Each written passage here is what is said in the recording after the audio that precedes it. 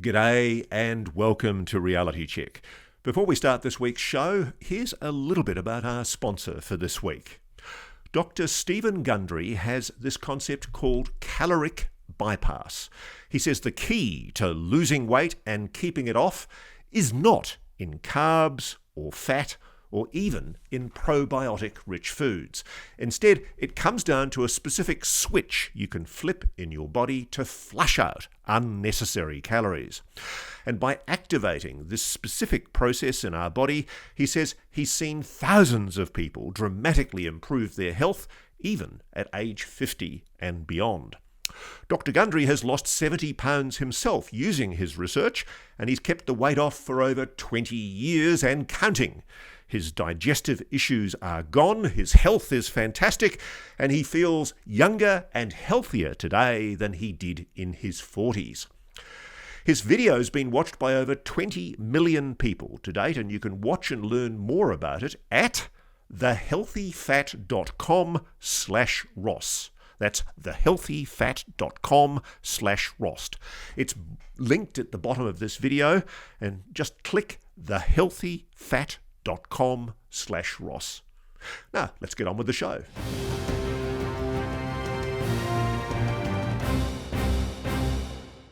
Professor Garry Nolan, thank you so much for joining us. Can you firstly give me an idea of your credentials to talk about the injuries and the person that we're going to be talking about today? So I'm a PhD molecular immunologist in the Department of Pathology at Stanford University. My background has been in developing technologies to deeply understand how the immune system goes awry, whether it's in autoimmunity or cancer. And over the years, we've developed a number of instruments and approaches that are now used around the world for doing exactly that. You've been involved before, I know, in special investigations into service personnel and intelligence personnel who suffered injuries, exposures of an anomalous nature. What can you tell us about those investigations? So those investigations started literally almost 12 years ago when representatives from the CIA and an aerospace corporation showed up at my office here at Stanford and knocked on the door, completely unexpected to me with no prior arrangement, and said that they needed my help with a number of servicemen, probably a few dozen at the time, who had encountered everything from rashes, headaches, a number of other ailments, as well as, in the rare cases, claiming that they had seen some sort of anomalous objects. The long and the short of it was that after looking at the data that was provided to me by the people who came to my door on that day, I realized that this was not a joke, because you can't fake the kinds of MRIs and CAT scans that I had seen that showed clear and acute and now chronic damage. I mean, you can't have the kind of acute damage that was represented on those on the data that I was shown and not expect to have long-term consequences because of it. So the reason they had come to me was because they wanted to understand the inflammatory processes that might have been occurring in the blood, and my laboratory at the time, and still today, actually has the world's best devices for looking at inflammatory processes in the blood. What were you able to conclude from that research? Well, many of the events that were brought to me at the time had occurred so long ago that there was no residual trace in the blood, nor would I have expected to see that.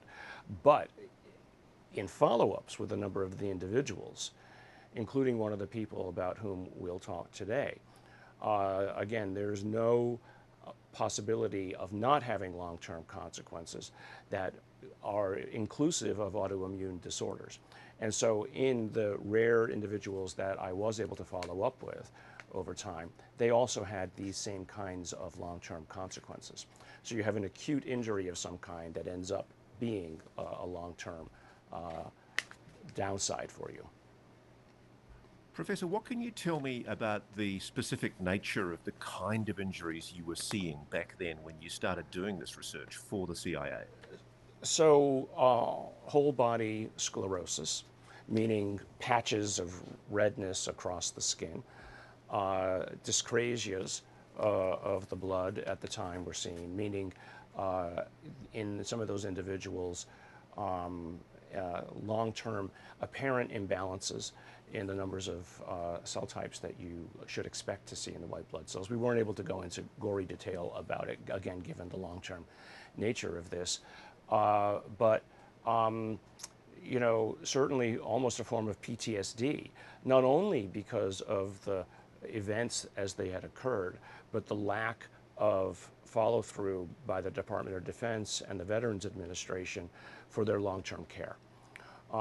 Actually, and interestingly, leading to now a document that's been put out by the government on anomalous health incidents that covers, in an umbrella sense, a lot of these kinds of disorders. One of the cases I've investigated, and I know you've taken an interest in the subject as well, is the Rendlesham case of 1980. And it's public information that a man called John Burroughs was exposed to some kind of an injury, allegedly as a result of his exposure to an anomalous object in that event. Are you able to talk at all about anything that you know about that case? You know, I really shouldn't because it does, although it's HIPAA protected. I am aware of things behind the scenes related to John that you know, anything I could say probably touches on HIPAA related knowledge. I mean, what is though public and I can talk about is that John McCain, Senator McCain, was able to overcome a block that the Department of Defense had initiated on John's medical records. And because that block was in place, John was unable to get the Veterans Administration to agree that he should be insured for the kinds of ailments that he was claiming. Because of the intervention of some individuals through John McCain, they were able to overcome the block to the VA, release his medical report, that which was sealed, and that allowed him to get the care that he needed, and that probably saved his life. Is it a causation or a correlation? Are you able to say definitively that anomalous events, possibly involving UAPs, perhaps non-human technology of some kind, have they caused injuries, or is there merely a correlation of injuries that you've seen? I've seen, unfortunately, no direct causation. I've seen situations where people have come to me and said the following occurred, and here are the medical events that I didn't have prior to this occurrence. So all I have are stories that other people come to me with that are what you would call secondhand stories. But I have seen the damage, and I can't explain what it is that the damage, what would have actually caused such damage, absent some kind of radiation. So that was my next question, is what you're seeing in some cases consistent with exposure to damaging gamma radiation? Well, there's all kinds of ionizing radiation, gamma amongst them. So any kind of, I mean, enough heat on you, which is a kind of radiation, it's just a different frequency, would cause different kinds of damage. It's the damage inside of the body that you're most worried about. I mean, there's surface damage, of course. Let's talk about Jake Barber. You've had an opportunity, haven't you, to meet Jake and essentially take a history from him. We're talking about his condition with his permission. So HIPAA is not an issue here, but obviously we're respectful of his privacy. What can you tell us about what he exposed to? Well, I've looked at all of Jake's medical reports going back to practically, I think, 1998, 2000. And I think he was 21 or 23 or so at the time. And the acute injuries were obviously severe, including erythema all the way down the arm, sloughing off of skin from the arm, long-term damage. I mean, the report reads like a bit of a horror show, to be quite honest. I wouldn't say that his physicians were not responsive to the need, but what I saw throughout was a confusion on the part of the physicians as to what could possibly cause this. I mean, they can drop it into a set of symptomologies, but they can't explain why under one particular causation you would get all of these things. Absent, to me, what the first thing that came to mind was you were exposed to some kind of radiation. And so I, especially since I only came to know Jake in the last year or so, my strong recommendation to him at the time was we need to get a full workup of what it is and how it stands now. Because if this was radiation, I mean, one of the obvious consequences of radiation, especially something which would cause this kind of systemic effect, is cancer. And so you need a baseline whole body MRI done so that maybe you don't have something now, but that the best thing in cancer is that you can see a change that has occurred over time. So let's get that done. And I had him seen by one of the world's best rheumatologists to make sure that we had the blood drawn from him, not just as a standard white blood cell count and things like that, but to be able to do a full-on rheumatologic test for the kinds of cofactors and things that I know can be done with modern tests today that probably weren't, well, I know weren't done back in the day. Do you think the secrecy surrounded the kind of operations that Jake did as a Tier 1 operator, do you think the secrecy confounded the proper medical treatment that he should have received, despite the perhaps good intentions of his doctors? It's a great question. I would have to talk to Jake to see whether or not he was ever denied anything. But certainly he wasn't given the kinds of advice that he should have been given, I would say. Because the advice that I gave him was, here are the XYZ things that you need to have done for you, and here are the kinds of people that you need to see.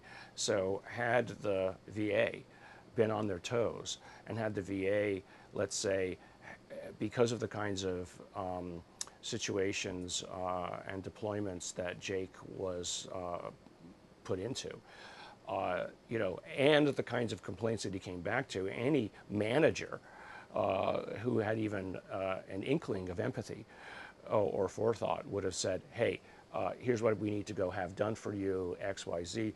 And especially, as I understand it, a number of his co-workers in the deployments that he was in had similar problems. So you're not dealing with a one-off who went home and somehow came in contact with something in the house, but you have 4 or 5 individuals all at once coming down with the same thing within a week or so after deployment. That's more than a coincidence. So can I just clarify here, Professor, you've been able to look at all of Jake's full military medical records, and you've been able to satisfy yourself as to the level of essentially what's described about what he suffered. What do the records show about the purported injury that he suffered? Well, first of all, trying to read some of the doctor's scribbling was hard enough, but it was very clear that there were acute injuries to the arm and the legs, the arms and the hands. So here are some of the consolidated findings. One of them that I know he deals with even to this day is alopecia, something called migratory alopecia, hair loss that moves from one area of the body to the other. And that's consistent with a kind of autoimmune reaction, which is that the immune system takes care of something once, or you get some sort of local injury on one day or 1 week, and then that initiates an immune reaction in one place or another. Another is a vesicular rash. So skin eruptions, which are characterized by small blister-filling things. Again, a kind of autoimmunity, but it's not an autoimmunity that you get with, when you have when you have one kind of autoimmunity, usually it doesn't come and show up as 5 different kinds of autoimmunities. Here are some other ones. And this is related, in fact, to it, a form of infection with the yeast Candida, Candida albicans. And so you get something called candidiasis, chronic mucocutaneous candidiasis. And that's a form of yeast infection. And what's interesting about that is that basically means at least one of 2 things. One is that you have either an underlying immune disorder that's occurring, which is allowing for the candida to grow on the skin, or you have some kind of disruption in the dermal apparatus and dermal protection, which means that you've had some sort of autoimmune reaction, which allows for the skin to be broken. The candida lands, it's in our environment, grows, that forms and causes further rashes, etc. And that sets up sort of, you start with a brush fire and soon it becomes a full-on forest fire. That's one of them. And it looks like a general autoimmune disease, erythematosus, maculopapular dry lesions on the hands and feet. All of these things adding up to a disrupted immune system that's been set off kilter and is unable to right itself again. And so the only kinds of things that cause that are either intense exposure to toxins of one kind or another, an intense infection at one point in one's life that can set these kinds of things off, or some kind of consequential exposure to radiation of some kind. So that's what you've been able to adduce from the medical records. You've done a whole series of tests now, and you've obviously overseen treatment from this rheumatologist. No, I haven't done any tests. Tests have been done, but they have not provided him the results yet. So you believe that one of the plausible explanations for why Jake has the injuries that he's clearly suffered is that potentially he's been exposed to some kind of severe radiation? Yeah, I mean, that's the easiest reach for this. Now, there's ways to test for that. There might be ways to test for, in the skin, an excess of mutation in the skin. Now, interestingly, one of the things that Jake has, although it could be just due to intense sun exposure, is what are called atypical compound nevus. And those are these irregularly shaped brown spots that very often Caucasians have, and you're more likely to find them in people of Irish or Celtic descent. But atypical compound nevus is a form of it's a result of exposure to damaging radiation of one kind or another. One of the anomalies, if you like, about Jake's story is officially in his DD-214, he's only described as an aircraft mechanic. But it's clear from his service record and the fuller extent of the details of his service that we've been able to obtain from the documents and also from some of his fellow colleagues, he was clearly operating as an elite Tier 1 operator in a very covert role with the US government. Is that your impression as well? Yes, my interactions with Jake over the last year, including visiting him at let's call it a work site, clearly indicated to me that Jake's not just a helicopter operator. He's not a taxi, that's for sure. And his level of knowledge and the things that he was able to talk to me about that were not releasing or providing any information he wasn't supposed to provide, but the people with whom he surrounded himself and their level of activity and action was they're not just a conveyor of somebody's goods, that they are deeply knowledgeable about this subject matter. And it actually, for me, watching and listening to the kinds of things that they did, the level of sophistication of things that are going on behind the scenes was eye-opening to me. Let's talk about, in a limited way, what you personally witnessed. There was a summoning. There was a psionic operator brought to a location. We won't stipulate where. What did you see? Well, I saw two things. One, I saw an individual who claimed the ability to me, which is even to me is almost unbelievable to hear that somebody claims to have that kind of capability. But we also had somebody with us who was using electromagnetic summoning, if you will, basically putting out radio frequency that might or might not be attractive to alleged craft. I personally didn't see anything in the sky or on the ground, but what I did see was an individual who, in the midst of attempting to call such an object, which again, to anybody listening and my science colleagues who might hear me say this, was just, I don't even believe that I'm sitting here seeing this. Exactly at the moment that he said he was interacting with something, the individual on the roof who had the cameras saw something. Now, they didn't know, nor were they in contact with each other, but we could hear a commotion on the roof. When everything was over and we had calmed down the individual who said that he had had some issues and or in the process of this summoning, and we made sure that medically he was okay, because on the team we actually did have somebody who was medically trained.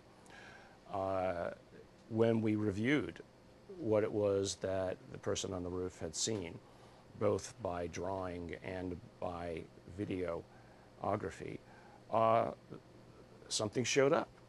I mean, it was fleeting, but it was clearly not a bug. And so what do I have? I have a person who claims to be doing something. It was clear that he was in distress at the moment of the supposed interaction. And at that moment, something is seen. What do you have? You have a correlation. You don't have a causation. And so that's it.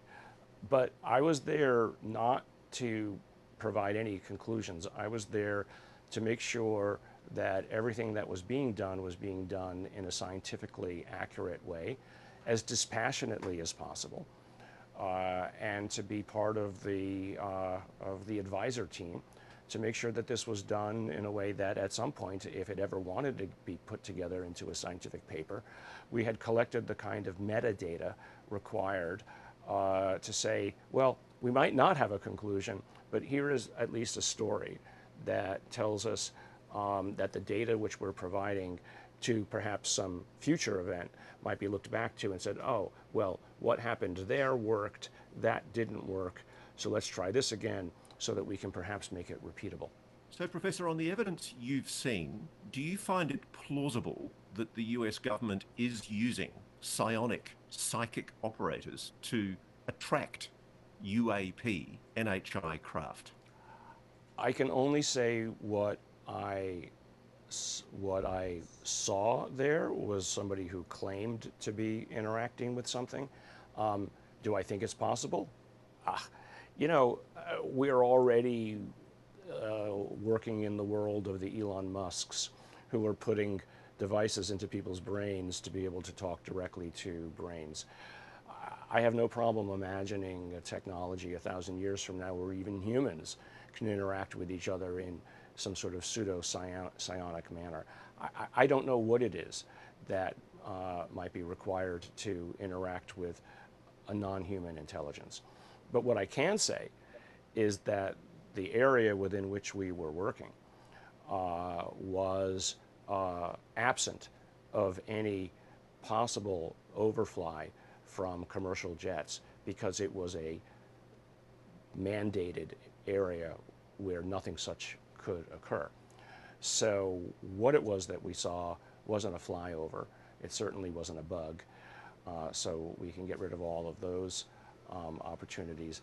But the fact that the group with whom we were working were able to openly operate in this area, because they had openly operated in this kind of area before, and knew how to do it, tells me that there's a process in place for individuals of this type to access, where they're freely allowed to do what they're doing. I think we can expect, as has happened in the past, that there may be attempts to disinform the public about Jake Barber.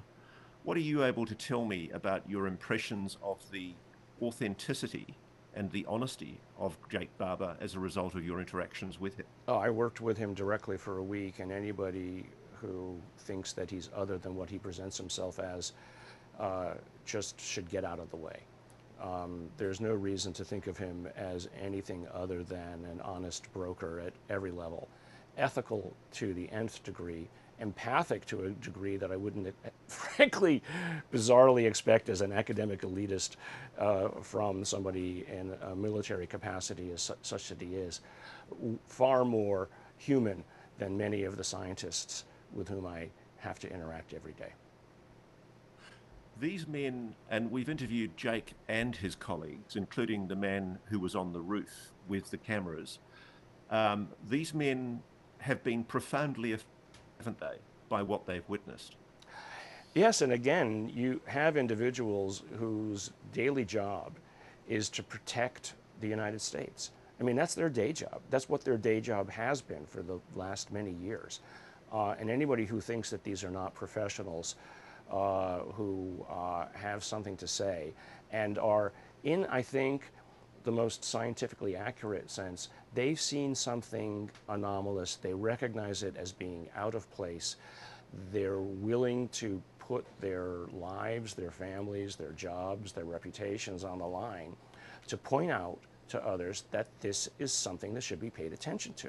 I mean, that's just the very nature of forward movement, and that anybody, scientists or government or anybody would try to disinform or stigmatize that just is, to me, it's a level of vileness and disreputable behavior that I don't understand how anybody could do it and say that just because it's my job to do it, that I should do it.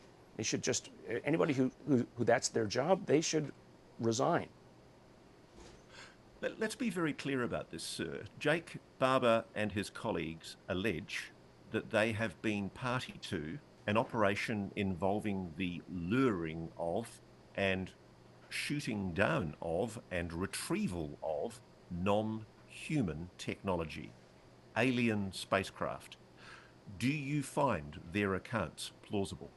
I sat at dinner several evenings over beers and otherwise while we were partaking in this operation, and I heard nothing that would tell me that what they were telling me was not true.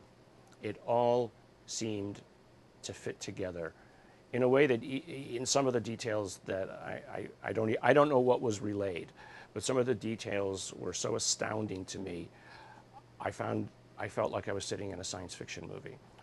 Until I thought to myself, well, if some of these observations are true, that people are claiming to see or involve themselves with, what would you need to construct the behind the scenes that sensibly, even in a science fiction setting, makes sense of all of this?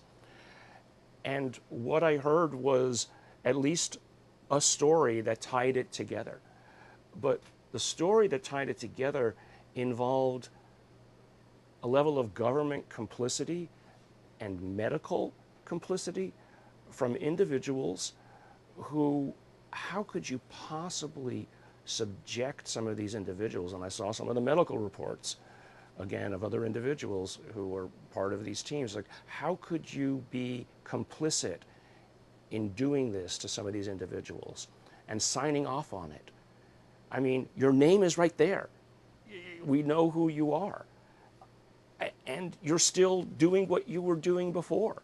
It just astounds me that it's the records are as clear as day. It's not, some of these, especially the medical records, are not, hey, someone's telling me something. The medical records are there. And they're the same kinds of medical records that I got when the CIA showed up in my office. And it's that level of detail. All you can say is somebody isn't doing their job.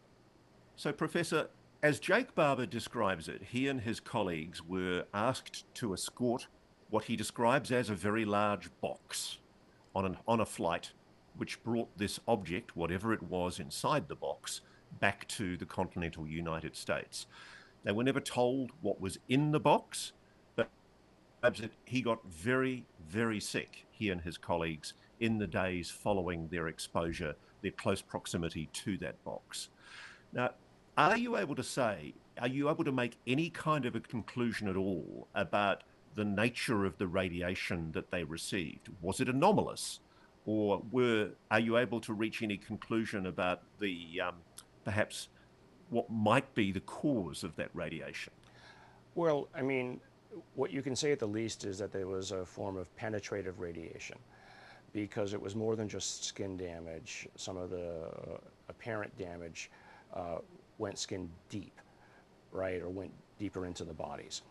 Now, I haven't seen any MRIs from these individuals to look for the scarring, but the kinds of effects, such as the whole body depilation, loss of hair, and not just on the side of the body that you're sitting next to it on the helicopter or plane, but that its whole body means that it probably penetrated through the body, right? So you've got it with your back to you, you've got it in the front, but your eyebrows, the hair falls out, etc. So penetrative generally means gamma, or very high level radiation.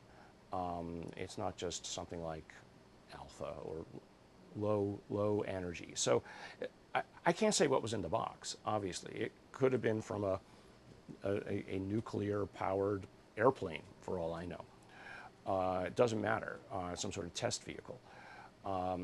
But that they were not made aware of what was going to be in the box, that sounds unethical, that you're told to go pick up something which is known to be radiative. That's, to me, problematic.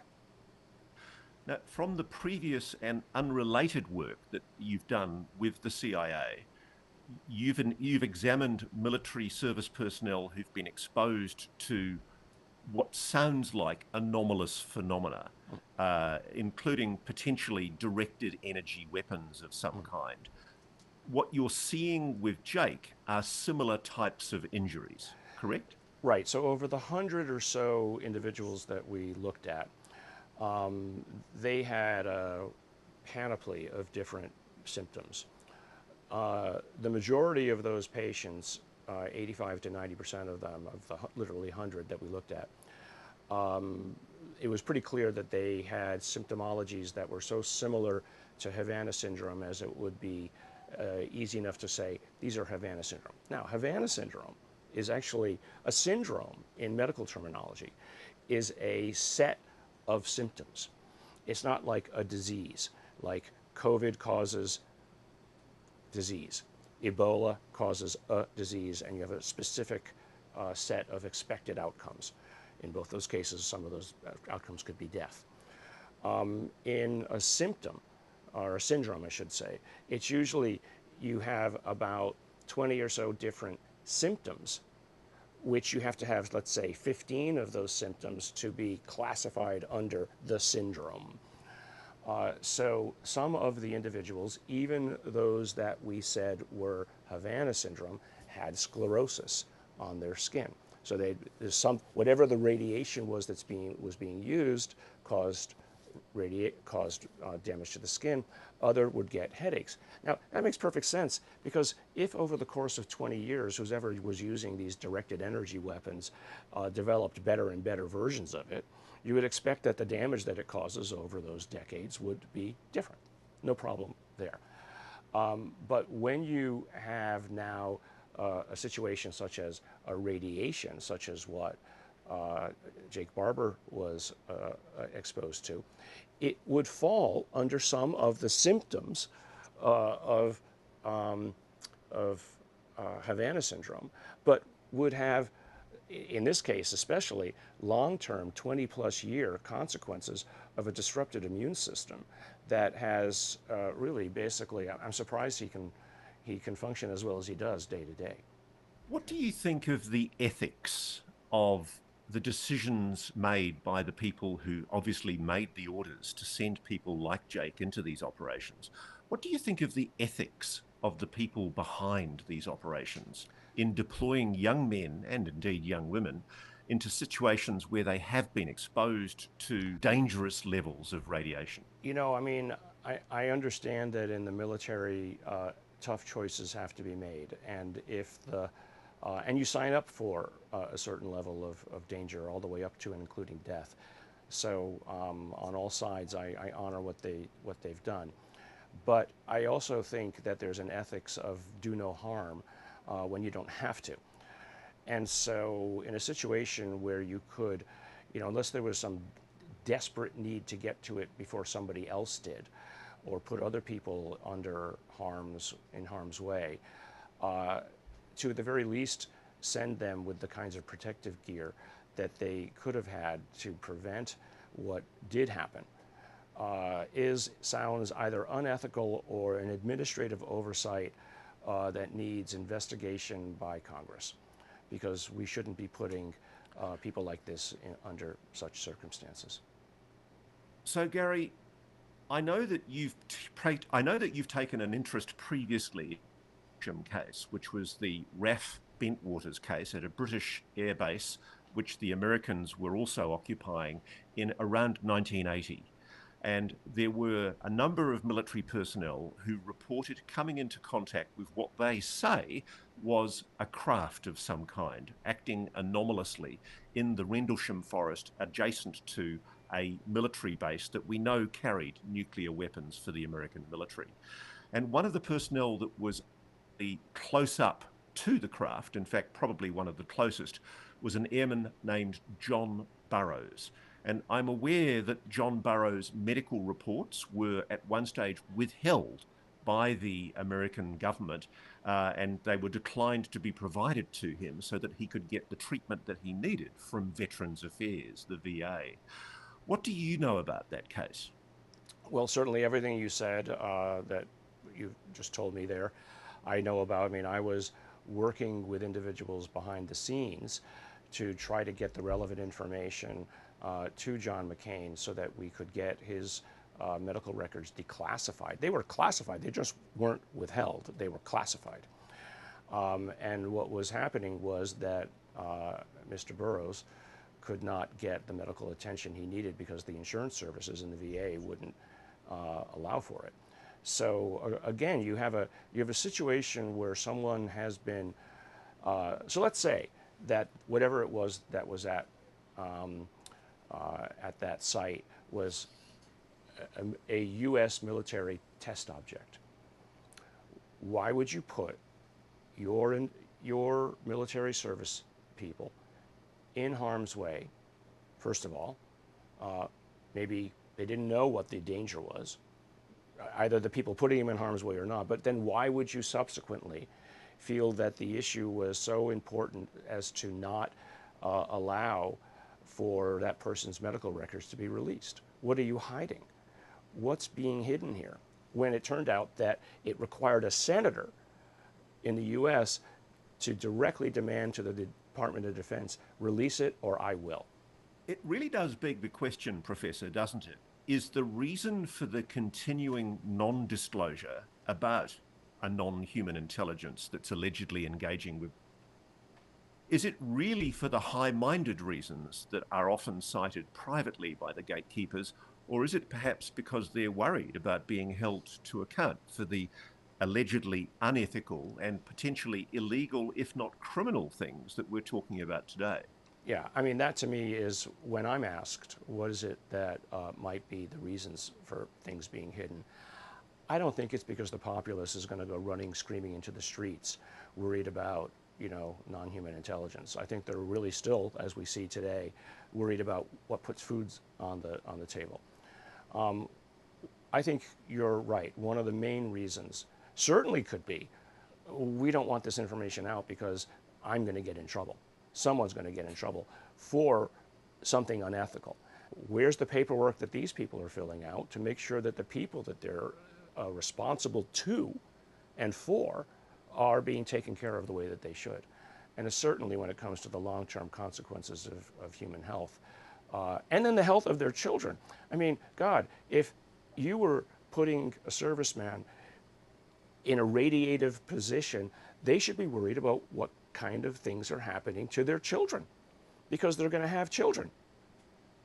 And that's, it's mind-blowing to me that somebody would try to hide this and not counsel the servicemen as to the dangers, not only to themselves, but also to the children that they might have one day.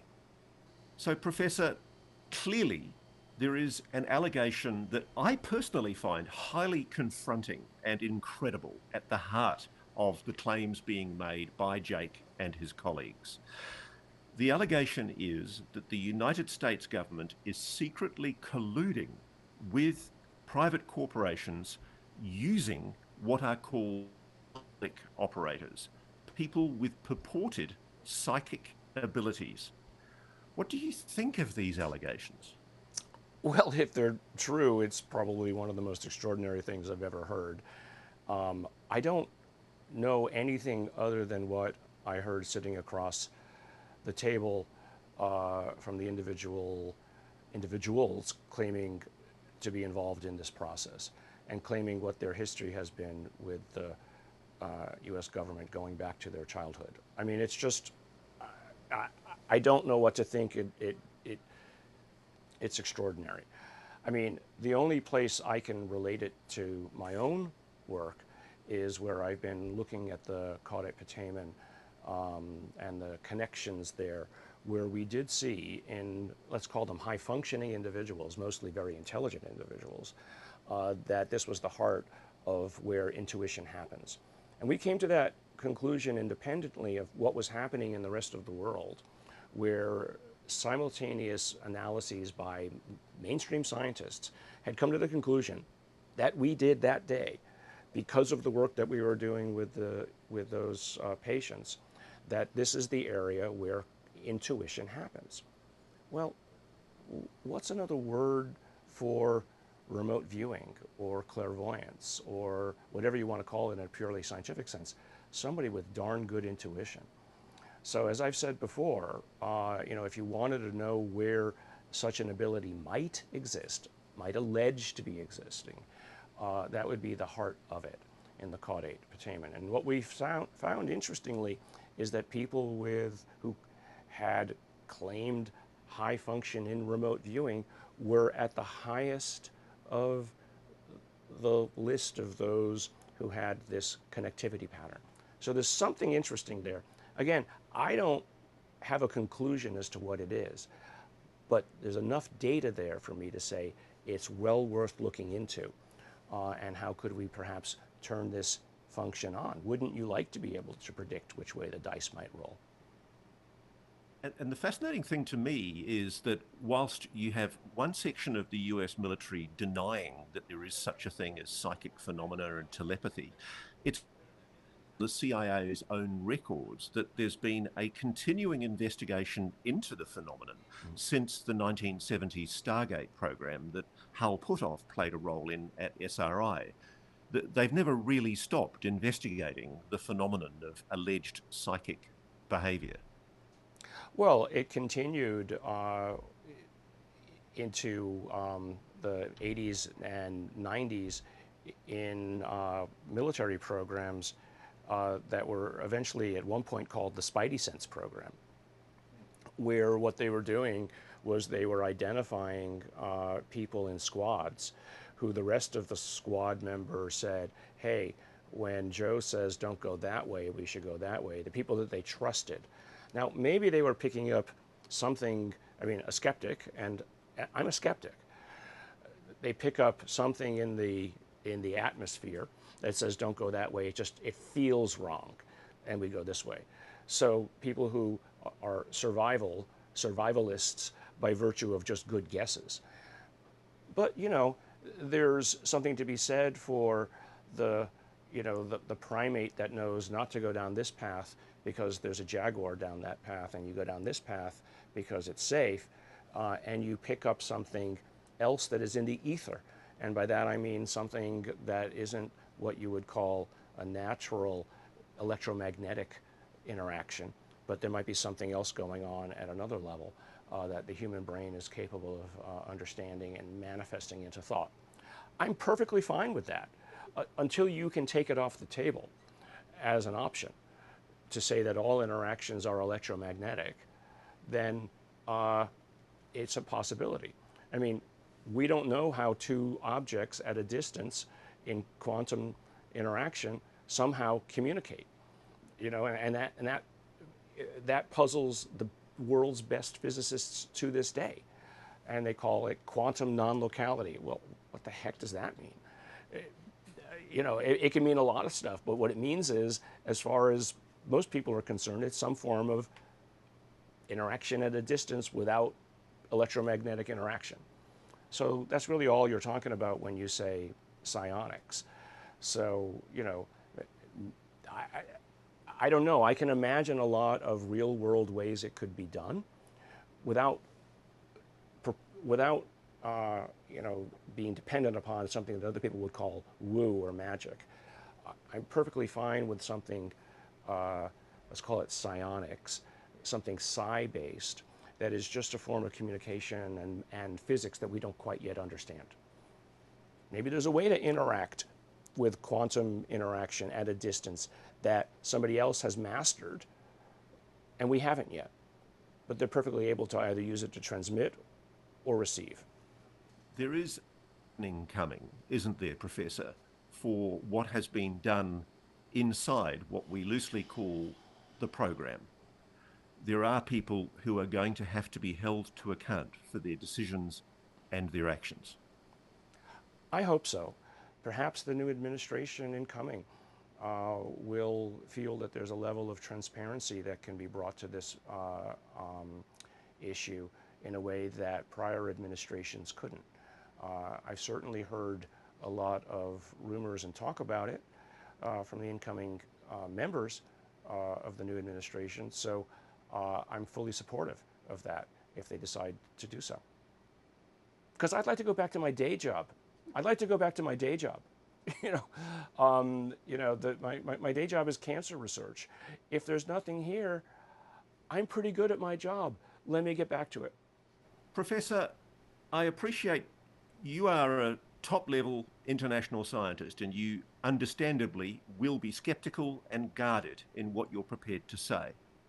But I've interviewed you previously, and you've been very forthcoming about your belief that, or your knowledge, that there is indeed a non-human intelligence engaging with this planet. About here, though, from Jake Barber and his colleagues, is on another level entirely. For the first time, first-hand witnesses to what we say is a retrieval program involving a non-human intelligence technology. Tell me what you think about the credibility of these witnesses, and what are your impressions about the whole idea of a non-human intelligence engaging with this planet when we still are in a situation where the military, the Pentagon, is flatly asserting that there is no evidence of any kind of extraterrestrial intelligence engaging with this planet? So everybody that I've interacted with around this particular incident has been, they're either the best actors in the world and are all deserving of an Oscar next year, or what they're telling me is the truth. I'm a good read of body language and personalities, and what I saw, the way in which they acted, they didn't just act as people as a part in a play. They acted in a way that showed that they'd done this before. And so that told me that they knew what they were doing. They weren't doing this for the first time. You know, they don't bring a Stanford professor to a secure site to witness this, so that there wasn't all of this effort put into it just for me. I was just there for observation.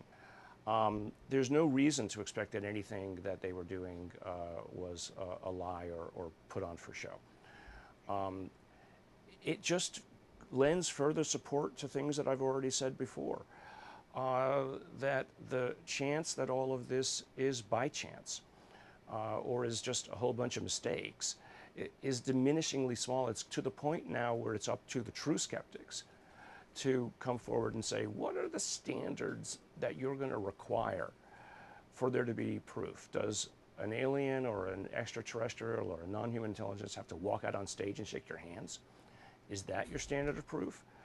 Or is your standard of proof that of a scientist, which says, I see preliminary data here, and something which is even more than preliminary data, that says, hey, it's time to put together a public response and a public program that allows the public to know what the data is, rather than putting all the money into things that are going on clearly behind the scenes that you're just going to basically black out when any reports are being provided.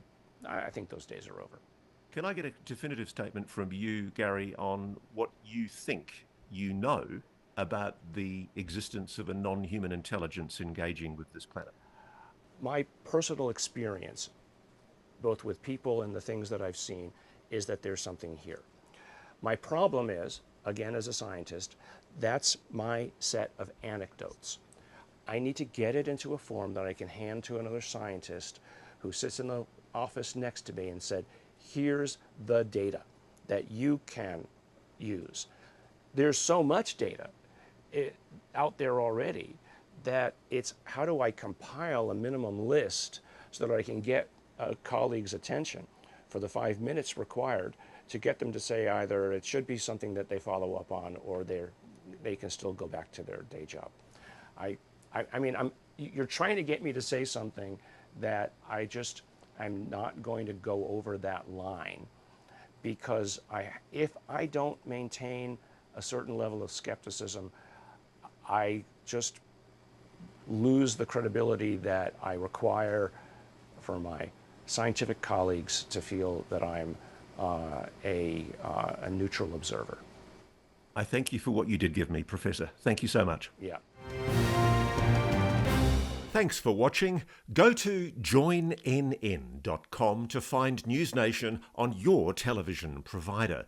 And please don't forget to click that red subscribe button to ensure you get more of NewsNation's unbiased and fact-driven news coverage.